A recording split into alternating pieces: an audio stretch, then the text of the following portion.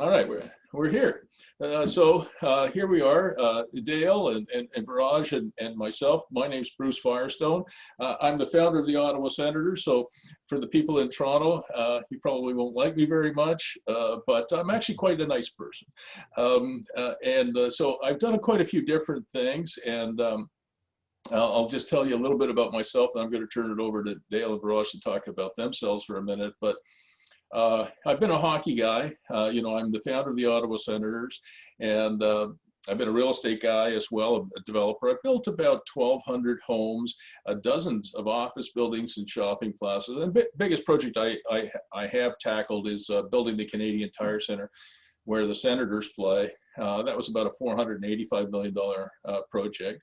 And I've also been a university professor. I did my PhD at the Australian National University in Canberra in urban economics, and I got a Master's of Engineering Science degree from the University of New South Wales in Sydney, and my undergrad degree was in civil engineering from McGill.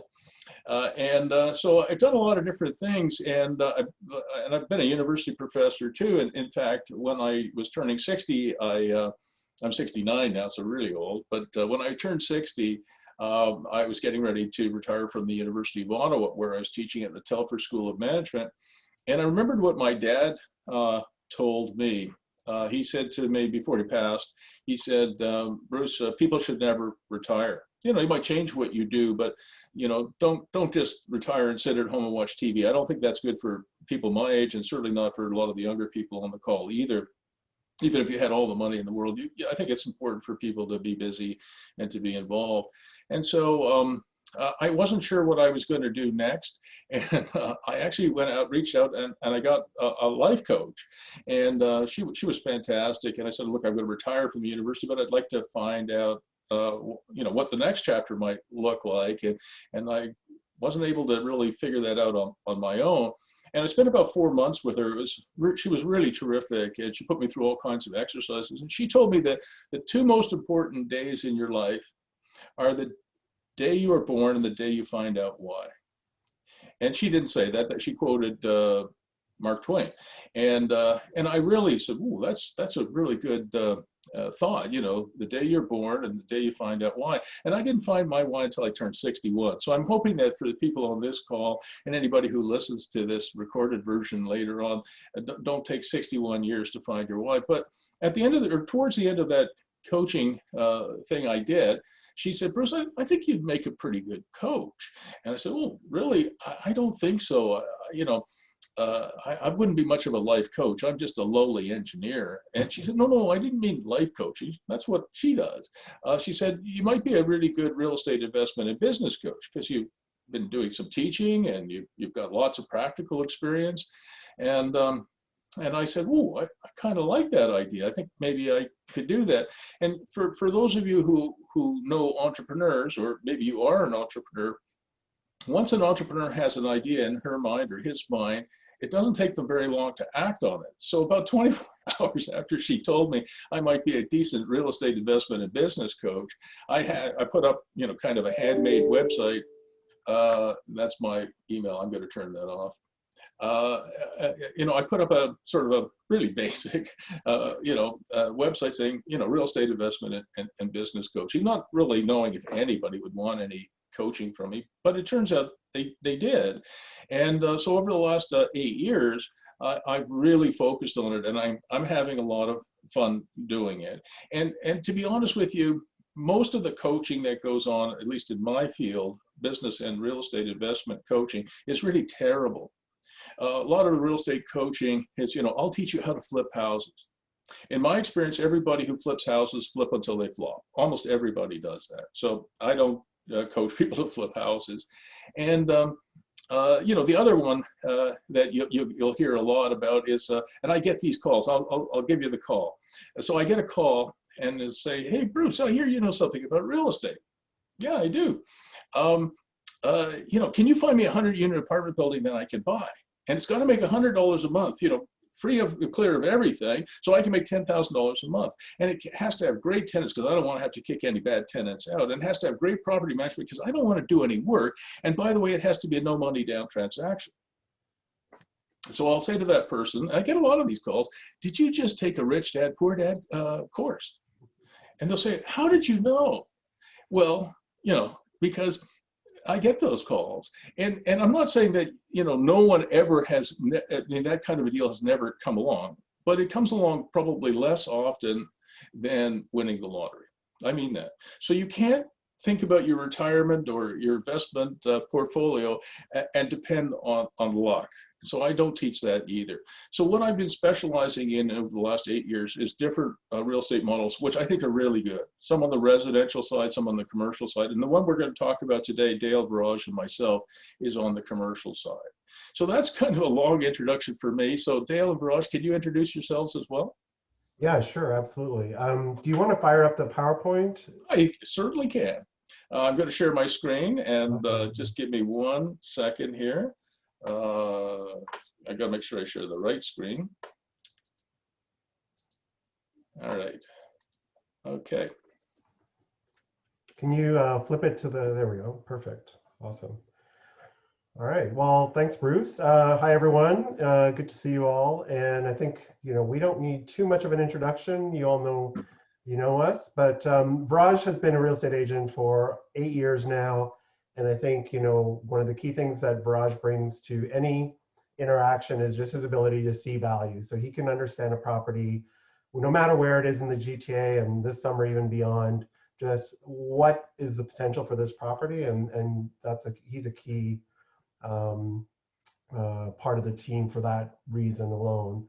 My name is Dale Fenton Kehler, and Fenton is the inspiration for this initiative that I started last year, and I'll get into that in a little bit. But it's really just about an initiative that I undertook to better secure myself for the future, secure our future in terms of income and building wealth through real estate, and sharing that with other people that we know who probably have similar values and similar concerns and objectives as well. So, so I'll get over to the agenda quickly, just so you understand.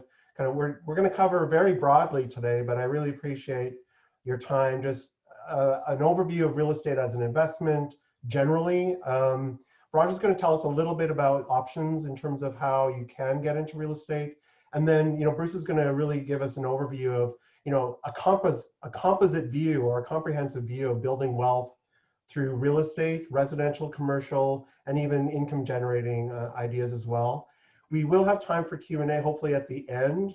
Feel free to drop questions into the chat and we can take them at the end. And as Bruce said, we are recording this, so you're welcome to, if you want interested in a link, I can send the link to you afterwards. So yeah, just drop questions into the chat. So just very quickly, I think, Bruce, if you want to flip to the next slide, this was my 2020, like it was for most.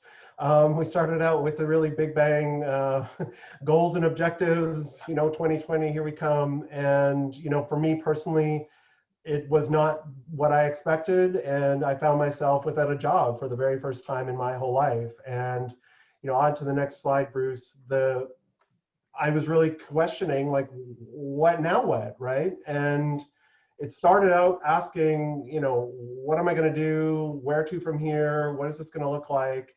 And over the course of the summer, I really started expanding my education around real estate and started exploring how that might be able to help me. And this is a picture of us, very at the end of last year, really doing some business planning around what we wanted to do for our future. Next slide.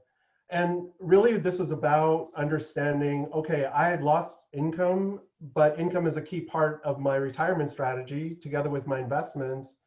How do I build a future towards what I envision retirement to be, whether that's a working retirement or what have you?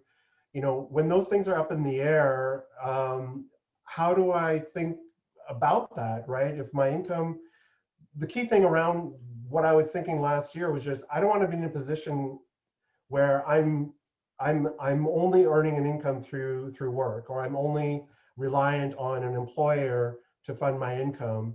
And then similarly on the investment side, I don't know what my RSP value is going to be by retirement because it's subject to the market, right? So I really started thinking, it was a real critical moment this past year to understand, what does this actually look like? Next slide. Oh, just there's some question marks. Question marks. And no, carry on. That's fine. Next slide. And you know, and I took a step back and looked at my own strategy, which is I think pretty typical for most Canadians. You know, put your money into RSPs, own my own home, you know, have some savings and what have you.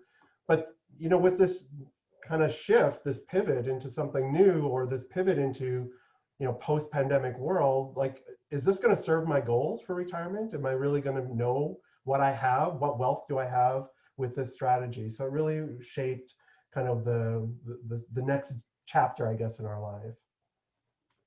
Yeah, and this is where I sort of chime in, I guess. You know, the fastest growing number of impoverished people in Canada, the United States, is not single moms, although single moms are overrepresented as well, but it's in the elderly.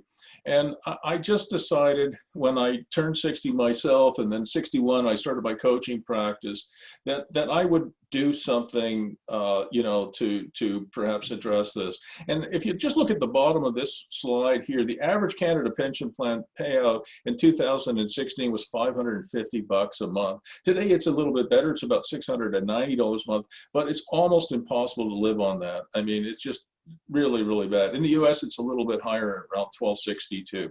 So the only things, Dale, Viraj, and everybody that have worked for me is owning real estate, which has worked for me, and owning my own personal business for life, which happens to be my coaching practice. And I love this slide. I just put it in here because for 80% of Canadians, we do not have a defined benefit pension plan. If you do that, that's great, but you're probably working for some kind of government, you know, agency or department. You know, what's a pension? And a lot of people in the private sector don't have it. And in the United States, it's even higher. And I love this one.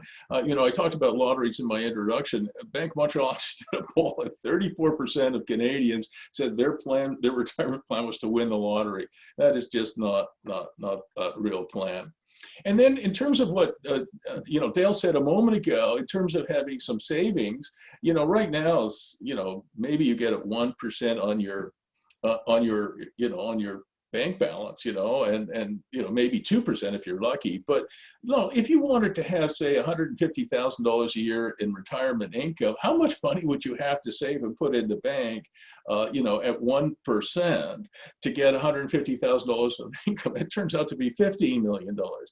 And even if you get 2%, royal 2%, you know, it's still $7.5 million. And I don't know many people who can save $7.5 million. And certainly I can.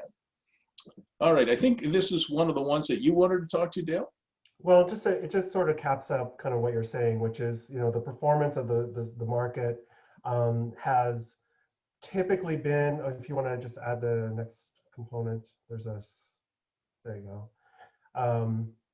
You know, the market in terms of an investment strategy, in addition to kind of being unknown, I'm not sure what my RSPs will be worth in 5 years or at the moment of retirement, they tend to, on average, earn about 6-ish%. And that's the best. So in Canada, you know, the TSX over 20 years earns 6%, and everything safer than that is going to earn you less. So definitely not you know, amazing returns, and certainly something that would cause you to question about best use of your money.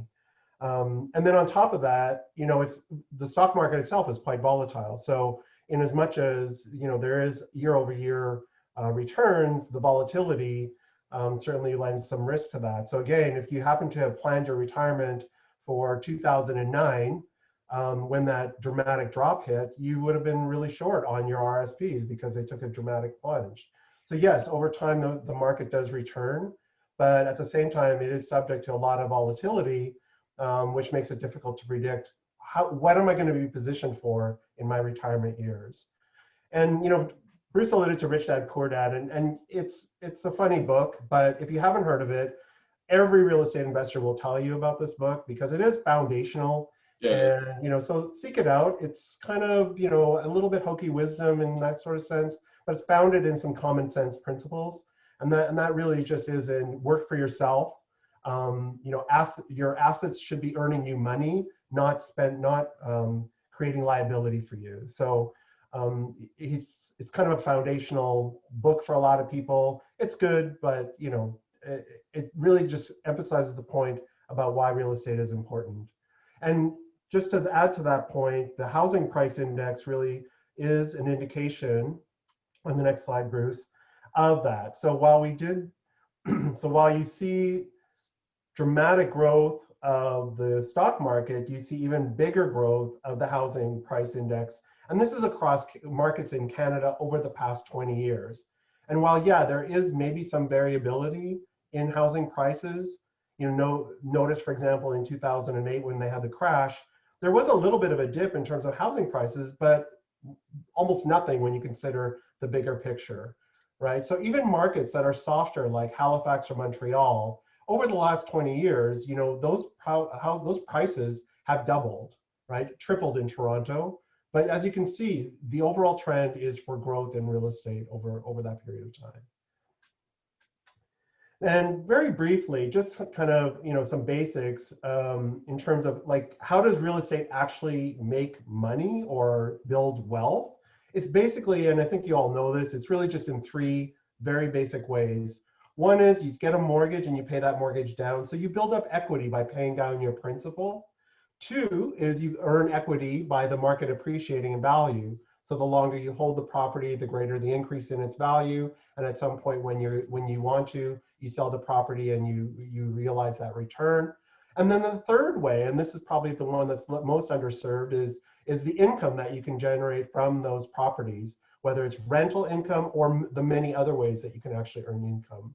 And so those are essentially the three ways that real estate overall makes money.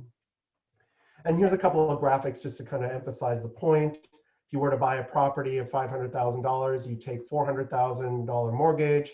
Over time, the balance of that declines and the market appreciates in value.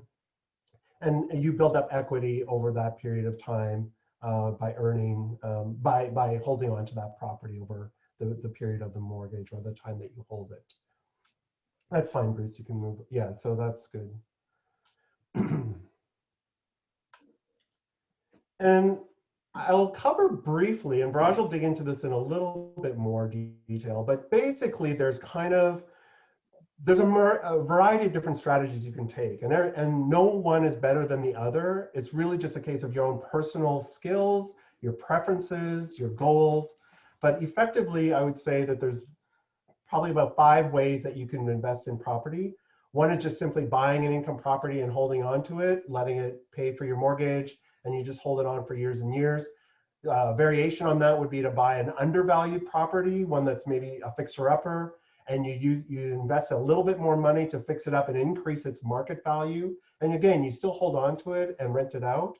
And that kind of lends itself into the other strategy, which you see a lot on TV about, which is the flip strategy, right? So buy an undervalued property, make it look nice, and then flip it for a profit.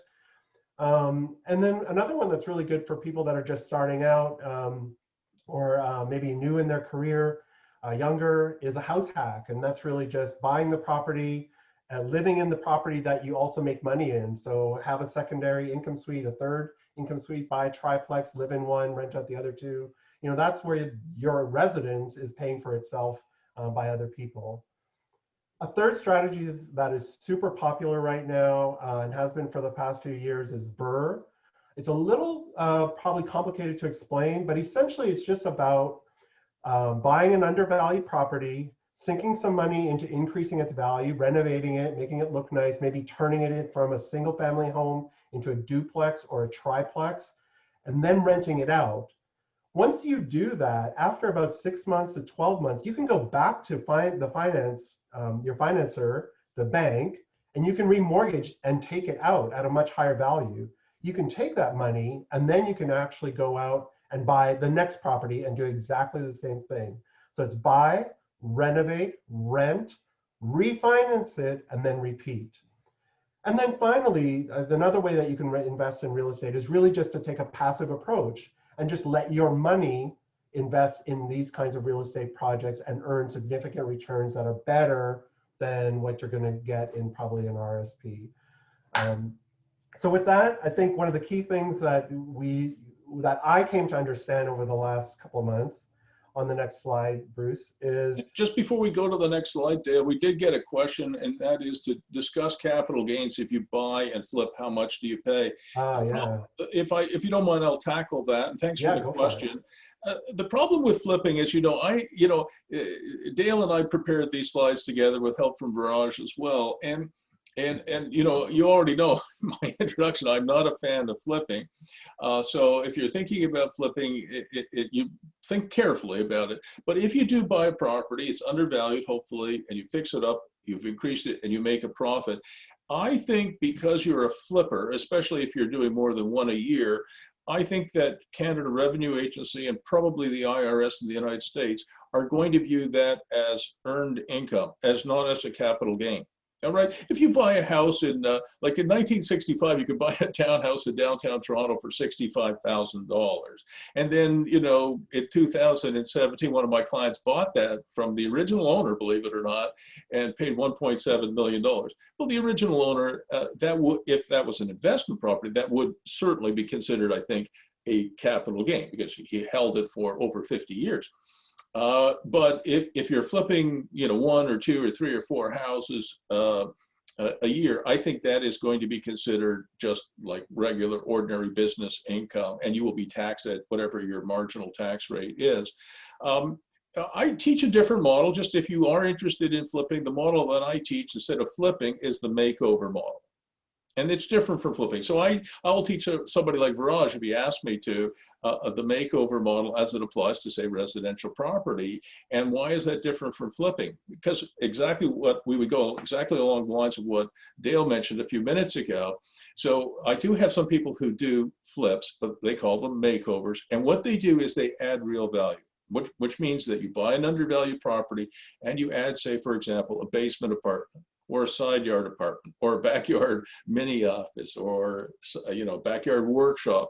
You add a micro suite, an independent living micro suite. You add some kind of value that allows the person who's going to buy it from you to make some money. So if it's I've got 5 kids. If you've got one of your kids buying a property like my daughter Miriam did with her husband, they have a basement apartment, which they added to it. So that's an animation, right? That's an additional revenue stream. And so a makeover is different from a flip, because a flip is exactly what Dale said. It's where you just sort of put some lipstick on the pig and make it, it's still a pig though, right? You just put some lipstick on. In this case, with a makeover, you're actually adding real value. And that model has legs, but I'm pretty sure it won't be considered a capital gain. Awesome. So the key thing around this journey that I've been on and learning about is that there's a lot to know when it comes to real estate and real estate investing and expanding your portfolio. And what I realize is I can't learn it all, and I don't need to, because there's lots of really great, competent people out there in professional roles who are experts in mortgages and in real estate law and insurance and our accountant. And building that team is super critical, because you can't know it all, and you don't have to. There's great people out there to help, and that's one of the key reasons why we sought out a coach, and we sought out Bruce to help us, because it's really about learning from the people that have experience in it, and that is a key part of being successful. Is don't feel like you need to make those mistakes yourself. Making mistakes will be part of it for sure, but you can always work with people who can help you and guide you through that. And I'm going to hand it over to Viraj, who is one of those people and a key part of the team in terms of real estate. So, okay, I'm just going to briefly go over different types of real estate investments. Everyone knows about basement apartments, where you can either turn your basement into a separate suite with a separate entrance and rent it out, or you could go out and buy a new home that has a basement suite already. This is great, but sometimes you'll have to live through the construction, which can be disruptive. You lose space, so you have to lose a bathroom, storage space. So you have to think about these things. Laneway suites, which are fairly gaining popularity now, are not attached to your house, but they're attached to your property. So a lot of neighborhoods in Toronto have laneways where the parking is in the back, so you can create a garage with a suite above it or the whole suite, and rent that out as a commercial space or residential space, which is great because that adds a lot of value to the properties. Next slide. Bruce. Condos, which is very popular. I've dealt with a lot of people who invest in condos. Pre-construction, you're choosing from floor plans. You're basically putting 20% down before occupancy, and then you've already gained income because the value goes up so much. And then you just rent it out, or you could sell it before it closes. Resale condos, there's tons of them on the market right now. And it's easy to get. You choose the area you want, target your tenant, and rent it out, and it's done. Next slide. Viraj, can I ask you a question? Sure. So do some of the condos in Toronto allow you to Airbnb your unit? There are a few. So if that's what you're looking for, we can target those, but the majority of them do not allow short-term rentals. So it's like usually 6-month minimum. So yeah, I hear you. So just so everybody on the call knows, I have a model for that too. One of the things I did was I bought 16 condos, Viraj, 16? Yeah, 16 condos, all at grade.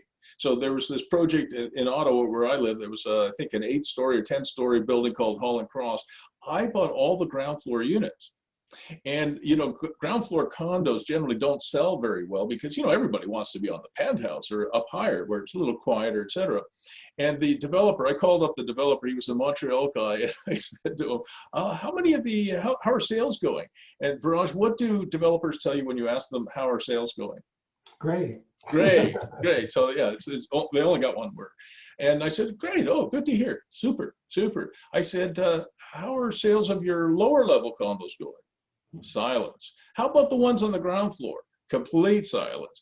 I said, well, here's what I'm going to do. I'd like to buy all of your ground floor units. And the reason for that, again, is that they all had independent access to the street. So, you know, they had a door. So you didn't have to go in the main entrance and up into the tower. They all had their own entrances. And of course, what did I do with them, Raj? Turn them into Airbnbs. There you go. So that's you know, listen, think about that model. So people, you know, think about Airbnb. It can be a bit annoying if you're up in the tower and you've got people coming in at 3 o'clock in the morning, you know, having a party. But if they're at grade and they're in and out and whatever else, it doesn't bother people. So one of the things I have suggested both to the City of Toronto and the City of Ottawa, as they're reviewing their Airbnb legislation, is to allow at-grade condos to be on Airbnb. Okay. So then there's like freehold and, you know, multi-unit properties. So single-family homes, you can rent out and make more money. The tenants there usually tend to take better care of their properties because they feel like they're not sharing it with anyone. There is property taxes to consider there and for any of these next few options. Duplex and triplex is when you have multi-units, so you have more tenants to deal with and you have more revenue streams coming in. It's more work, but more money for similar price point. Then there's mixed use, which is retail on the main floor and then apartments above. So commercial properties usually get a higher rent, which is great. And apartments above them are usually easily rented because they're usually located on main streets, near transit, shops, cafes, everything. So it's desirable and easy to rent. Next slide. Just before we go there, we got a question for you. Is a laneway suite an add-on or is it built from the ground up with the rest of the property? It's an add-on. You have to have, meet certain criteria, and then you can get it built. It's about $250 to $350 per square foot to have one built. There's permits that you need, and there's also some government incentives that will help make it easier. And there's a huge market building now for prefabricated laneway houses. So they're becoming cheaper, very sustainable, very economical. So it's becoming a real option. And you don't have to deal with the construction in your house Right. or tenants living in your house.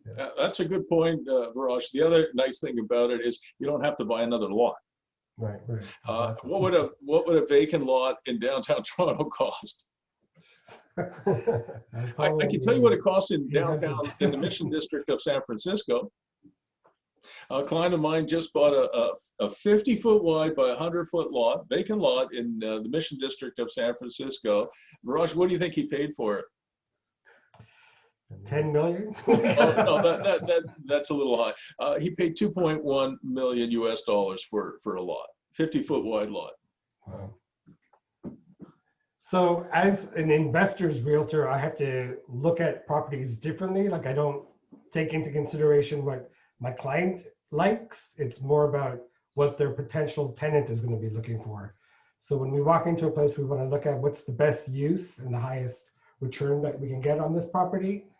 Can we improve it by making it more efficient, like make it more tech savvy and higher efficiency with the appliances and heating and cooling systems. That way you can charge more rent and people enjoy living in a house like that more. Think about your target. Like, so if you live in a neighborhood and you're targeting like school teachers or nurses that are close to a hospital, what are they going to need? They're going to need like quiet because they have off times, laundry, maybe parking. So do they need storage? Those are the kind of things you have to like look at when you're shopping. Next slide. Just before we go to the next slide, because the man on your left there, Viraj, is a tech guy, Dale, can you talk a little bit about making your apartments more tech savvy? And what is a tech package? What is a multimedia package? Yeah, absolutely. So one of the things you can do to increase the value and in fact even earn money is actually fit your income suite with a tech package. So make sure you get the internet set up, even provide provide devices like a TV, but make sure that there's Wi-Fi, there's a package for streaming services, and you can charge for $100, $150 a month, and it doesn't cost you that to do that, especially for a multi-unit building. And come on, like who doesn't want the convenience of moving into a ready built or ready unit?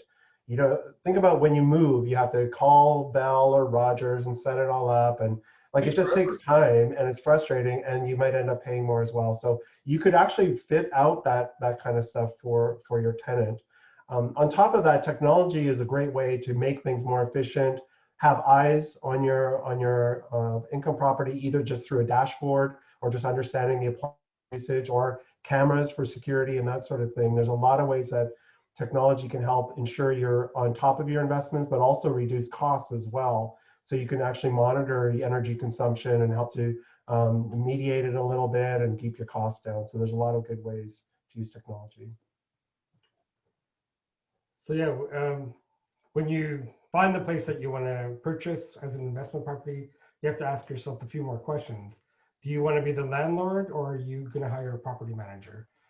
Landlord isn't the easiest job because you have to deal with finding tenants, dealing with their problems. You have to do rent checks, reference checks, deal with all that kind of thing. Or you could just pay a property management company 10% of the rent and they'll take care of everything for you. How much money do you want to put into it? Like, are you willing to fix it up to increase the rent that you get? Or do you just want something ready, maybe even tenanted? Like they do have a lot of properties for sale that have tenants that want to stay. Are you willing to look outside the city? So like if you move further east, like Oshawa or Belleville or Cobourg, you could buy a property for much less and the rent is pretty much the same as Toronto. Mm-hmm. So the return on investment is much more. And then also as a landlord, do you know your rights and responsibilities? You can go to the Residential Tenancies Act, which has all the rules and rights that you have to be familiar with, because the laws do protect the tenants more than they do the landlords, but you just need to be aware of everything before you get into it. Now I'll pass it back on to Bruce. All right, thanks. So, this is kind of my coaching program in a nutshell. I really encourage people friends of mine now, like Dale, who doesn't have a job anymore, to own your own personal business for life, whatever that might be. I said in the introduction, mine is now coaching practice, but I coach a lot of people, and many of them have developed a really, really cool side hustle, their own personal business for life. You know, it's a good thing to own your own home, and like Dale was saying earlier, and Robert Kiyosaki says as well, your home is a liability unless it has, you know, in it some income potential. For example, my house here, I have a really nice studio apartment at the lower level of my house. I don't make any money from it because one of my kids has moved, my adult children has moved back in. They're called the boomerang generation for a reason. He broke up with his girlfriend, and so now he's in my studio. But hopefully one day he'll find another girlfriend and move out, and I can, you know, rent my micro suite in my basement again. I can probably get about $1,300 a month. And again, that doesn't sound like a whole lot of money, but you know, when you think about the average Canada pension plan being $690, it's pretty good. And then, you know, buy some residential rentals. I think a lot of people like residential. It's simple, it's easy to understand. And things like Viraj was talking about, where you could buy a you know, duplex or a triplex, or even a single family home and add a basement apartment. I've done that many times. It's probably a good thing to do. I am going to work through very quickly a commercial model. Most people think of commercial, oh, I couldn't do that, but that's not true. And I'll show you that. And a lot of my clients also buy a piece of land. They do. I'll tell you one that I just did. I bought a piece of land close to a major city for $40,000. And the lots in the area are going for $250,000. And you might ask yourself, how can you buy a lot for $40,000 when everybody else is paying $200 to $250, and some are even more now, $300,000 in this particular area? It's because I bought a lot that has 90% of it is in the floodplain. And so nobody wanted it except me. And what I'm doing, actually starting March 1st, as soon as the weather permits, you know, I'm going to put a self-contained bunkie. So it's a really nice 2-room bunkie on it, insulated, propane stove, a gray water system, and I'm going to put it on Airbnb, probably make about $25,000 a year for my little bunkie on my $40,000 lot. And if you think about it, my bunkie is going to cost me about $25,000. So it'd be like you guys buying a $500,000 house and being able to rent it out for $500,000. If you find any like that, let me know. So there are some models that you can do even in the land business that are pretty good. And let me just say to you guys as well, this little $40,000 piece of land with a $25,000 bunkie on it is probably going to be worth about $200,000 or $250,000 when I finish. Because somebody would buy it from me. I'm not going to sell it, but somebody would buy it from me, I'm sure, because it's got an income on it now. All right. So there's all kinds of models that are out there that maybe a lot of people wouldn't teach you, but people like Dale and Viraj and me, we can teach you that. So here's the model that we wanted to talk to you guys about today. So it's not, you know, buy a house and rent it out and hope one day you'll make some money. Big cities have been picked over by investors. If you guys are all in Toronto, you know that for sure. But San Francisco and Boston, Austin, Vancouver, all of these wonderful cities are really expensive and have very low cap rates. Cap rates just means that the return on investment is very low. I have clients in Long Beach, California. They were buying properties, Dale, at 1.1% cap rates. And I said, guys, it's so pathetic. You just put your money in the bank. And we changed the model a little bit, so they're doing much better now. I'm patting myself on the back if you didn't know.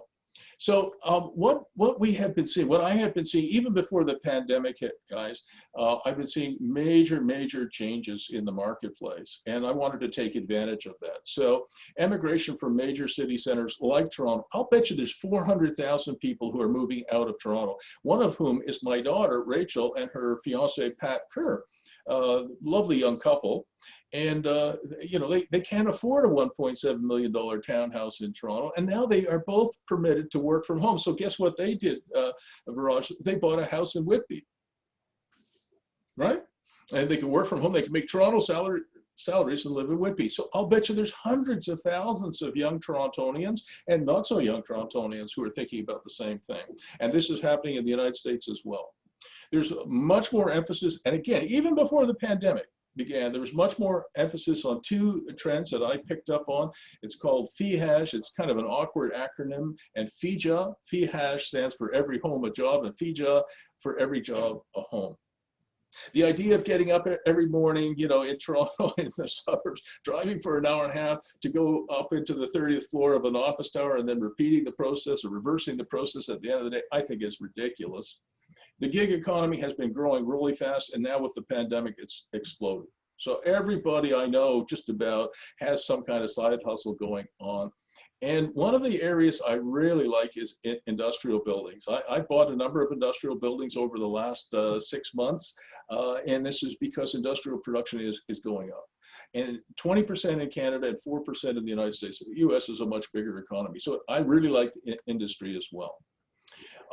So I have a model, it's called Mainstreet Makeovers, not to be confused with instead of flipping the makeover of the residential property, I call this Mainstreet Makeovers, all right? So a little bit of a different concept here. And this is the one that I think Dale and Viraj have really fastened onto. They seem to really like this model, I believe. And so this is a building in Belleville, Ontario. So about 2 hours from Toronto, and Belleville is going through an incredible boom. And I saw this building, actually I didn't, my wife, Dawn McMillan, saw this building on, I guess it might've been on MLS, and she brought it to my attention. It's got 3 retail stores here at grade. It's got, I think, 4 apartments here and 6 small apartments on the 3rd floor. It's about a 12,000 square foot building. And this picture here, if you can sort of see my cursor moving around, is this very handsome guy is me. My wife told me about it, I think, on Friday after work. This was me, I think, on Saturday in Belleville I'm a civil engineer. I did my own building inspection. And we put in an offer on the Sunday with an irrevocable of noon on Monday. And it was an unconditional offer closing within 30 days. This is what the building used to look like in the 1970s. You can sort of tell it's the 1970s from the cars here. So this is what it looks like today. This is what it looked like back in the 70s. And what we're going to do is we're going to rip off this horrible facade here and this brick veneer. We're going to go back to the classic brick and restore this really historic building to its former glory. But I wanted to show you the numbers. Okay, I'm going to share the numbers with you. And so when Dale said earlier, and maybe Viraj said it as well, that you should buy undervalued property, that's me in a nutshell. I'm sorry, I had no apologies for that. I bought the $40,000 lot when I've got, and by the way, around me are all these like monster homes, $3 and $4 million homes, which in this particular community is very expensive. In Toronto, it would be not quite so prestigious, but in Ottawa, that's a big number. So I bought this building. The offer I put in, which was accepted, was $280,500. Think about that. A 12,000 square foot, 3-story building on a main street in a town that has a strong economy for $280,000. That works out to $24 per square foot. You can't build a doghouse for that. It's $40 to build a doghouse. You can't build an unheated, uninsulated garage for that. It's $85. You can't build a storage building for that either. It's $95, unheated, uninsulated. So it was a power sale. If you guys know what that is, it was a power sale. And I put the offer in, and it had been for sale for quite some time. We bought it for $280,000. We had some closing costs. We have a renovation budget of just over $1 million. We're going to really do a number on this building. And so the total cost of the project will be about $1.5 million. And that has actually increased in the last few months as we go. It's probably closer to 1.6 today. But here are the revenue streams that we're going to be able to produce from it. From the 3rd floor, from the 2nd floor, those are the residential apartments. You can see the numbers here from the ground floor retail spaces, and also from the ground floor artisan spaces. We've got some workshops and maker spaces on the ground floor. We're going to be just under $200,000 of net operating income from this. That's pretty good. And then if you know something about how to value property, and it doesn't matter whether it's a triplex, a duplex, a complicated mixed-use building like this, it's all the same kind of thing. So it's not based on comparables. You know, like if you're selling a single-family house, you look for other houses that are similar to the one you're selling that have sold recently in close proximity, and you use comparables for that. But in commercial property, and that includes residential, but residential commercial, if you get what I'm saying, you use net operating income and cap rates. All right. And that's a little bit of a complicated thought, excuse me, but it's really not that difficult. So if we have $196,000 a year of net operating income, you simply divide that by our cost, which is about $1.5 million. It gives you a 13% return. So you remember, if you put your money in the bank, you get 1% or maybe 2%.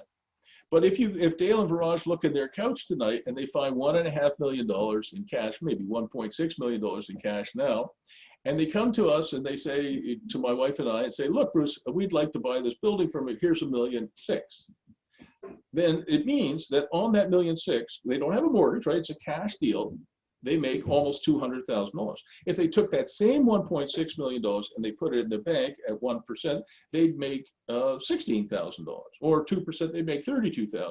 So skill testing question for you, Dale, what's better, $196,000 or $32,000? Yep, no question. Okay, so now here's the important twist on this. Okay, the selling cap rate, what would I actually sell it for? I wouldn't sell it to Viraj, even though I'm very fond of them, for at 1.6 million. The selling cap rate that investors are looking for in places like Belleville is around 5.5%. In places like Toronto, it's about 3.5%. In places like LA, it is around 1.5 or 2%. But I didn't use that number. I used this. So if you take this $196,000 of net operating income and you divide it by the selling cap rate or the fair market value cap rate, you get an appraised value of $3.5 million.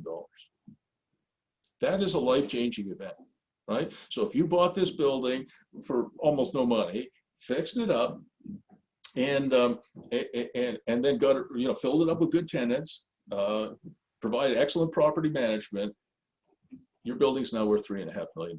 Now, if you don't believe me, I did get a third-party appraiser. His name is Michael Kottman from Kingston. He went to Belleville and he appraised it for me as if completed. And he was a little tougher on me than I think he should have been, but he did come back with an appraised value when we complete the building at the end of this year of $3.2 million. So whether my number is right at 3.5 or his number is right at 3.2, it really doesn't matter that much. If you could double your money and make $1.5 million or $1.6 million or whatever it might be, or $1.7 million, $1.8 million in basically 15 months, that is a life-changing circumstance. And then going back to what Dale said, you don't sell it. I'm a buy and hold guy. Trust me on that. And Dale and Viraj are the same. Don't sell it. Refinance it. So at the end of this year, or probably now the middle of next year, I think we will get an appraised value of around $3.5 million. I can put a 65% loan to value mortgage on that, which is about $2 million, maybe a little bit more than that. 65. Dale, what's 65% of $3.5 million? Sorry, it's probably about 2.3. I was looking at a question, sorry. Oh, okay. Sorry about that. It's about $2.3 million, which means I can take about $700,000 of tax-free cash. It's not income, right? We've been talking about capital gains and income tax. It's not income, it's just borrowing. And I can take $700,000 out of this building and go buy another building. Or I can go to, I guess, Costa Rica and sip rum. So that is the buy and hold model that Dale was talking about earlier, and that is what I teach as well. So I think this is an incredible time for people like us to be involved in projects and to find a way to maybe be more independent, so we're not dependent on our employer on a job. You can lose your job, you can get fired, your company can be sold, any number of things can happen. But in change, even though it's a very tough world we live in right now, the pandemic world is not an easy world. I closed a transaction yesterday. It was really, really difficult to do, not because it was particularly hard, but because everything took longer. But for people who are on this call and others that I teach and coach, they do understand that change is coming, and in change, there is opportunity. So I think I should talk about this. So Dale and Viraj have their eye on a property, and I can tell you, I think I can tell you this, it's in Belleville. And they are going to make this opportunity available to other people if they would like to participate, if they in fact go ahead with this. And what they're suggesting is that they would create a structure like this, that there would be $100,000 per position, so that if anybody wanted to co-invest with them, they could invest $100,000, which I think is reasonable. They would have a maximum of 8 positions. And what's interesting about this structure, and this is a structure I use over and over again because I think it's fairer to the investors, is that $65,000 of the $100,000 is in fact in the form of debt. And the debt comes with a 6% interest coupon, capitalized or accrued for 5 years. So you're earning a little bit of interest on your money. But what's really neat about this model is that after 5 years, when the debt matures, you get that money back, and then you can invest in another project. So only $35,000 of your money is actually invested in the equity. So the beautiful thing about it is you get most of your money, 2/3 of your money back, and the 1/3 that you leave in the project is your equity in the project, 5% of the project forever at a very low cost. So it's a great thing for the investor. It's also a great thing for principals like Dale and Viraj, because what they're ending up is they're putting some money in, but mainly, in addition to their money, they're putting in a lot of sweat equity. They have to do the property management. They have to do the renovations. They have to do the tenanting. They have to find the property. They have to buy it. There's a lot of work involved. So they take all of that burden away from you, and they do get, they end up, I think, with 60% ownership, and the investors end up with 40% ownership. It's a wonderful structure for investors, and it's also a great structure for entrepreneurs like Dale and Viraj. So they have a form. It's an expression of interest form. And if you were interested in learning more about it, you're not committing to anything. It's an expression of interest, right? So you're not signing away your firstborn child, okay? If you're interested, you can get an expression of interest form from Dale and from Viraj. And if you are interested, you have to put up a $5,000 deposit. It's refundable, and it doesn't go to Dale Viraj. It goes into a trust account, probably their attorney's trust account. And then you have a window into whatever the opportunities are. If you change your mind, you change your mind. You get your money back, and you don't have to participate. But it's a good thing to do. And you can reach out. You guys all know how to get a hold of Dale, but you can get a hold of Dale or Viraj by email. Dale at fentonproperty.ca and homes@virajtanna.com. I hope I got that right, Viraj. Yeah. And I think that's about it. Did you want to add anything else? Are there any other questions? Sure, I'll just jump in. So, I really want to thank Bruce for helping outline that type of investment strategy. It's one that Viraj and I have been learning about and are actually pursuing. We looked at a couple of properties in Belleville and a couple of other ones to sort of work within this kind of structure. But it's one kind of structure, and it was really a great example of how you can combine residential, commercial, and also some very useful, flexible, and creative ways of leveraging your money, using your money, leveraging equity, leveraging financing to get a really amazing outcome. And that's one of the things that we're pursuing quite with earnest interest. We actually have an opportunity, as Bruce said, that we're working on. But there's also the other kinds of investment that Viraj talked about as well, and those are key and important ways to grow and expand our portfolio, and it's part of an overall strategy that we have to grow our portfolio and grow our businesses as well. I just want to take this moment to thank everyone for coming. I hope this was beneficial and educational. If that was really the intent.